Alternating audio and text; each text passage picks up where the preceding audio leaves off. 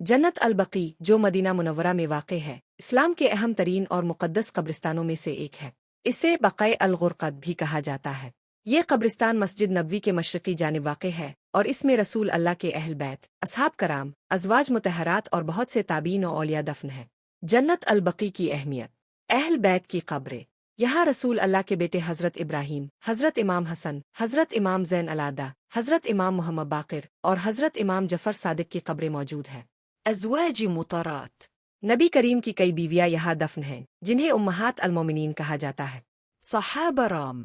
ہزاروں صحابہ کرام یہاں دفن ہیں، جنہوں نے اسلام کی خاطر قربانیاں دیں۔ تابعین و علماء کرام۔ اسلامی تاریخ کے کئی جید علماء، فقہا اور تابعین بھی اس قبرستان میں مدفون ہیں۔ تاریخ اس منظر۔ جنت البقی کو نبی اکرم کے زمانے میں قبرستان بنایا گیا۔ سب سے پہلے صحابی جو یہاں دفن ہوئے وہ حضرت عثمان بن مظعون تھے۔ نبی کریم خود بھی یہاں تشریف لاتے تھے اور اہل بقع کے لیے دعا فرمایا کرتے تھے۔ موجود حالت۔ جنت البقی میں قبریں سادہ مٹی کی بنی ہوئی ہیں، بغیر کسی نشانی عقد دے کے۔ 1925 میں سعودی حکومت کے تحت مزارات کو گرا دیا گیا تاکہ شرک سے بچا جا سکے۔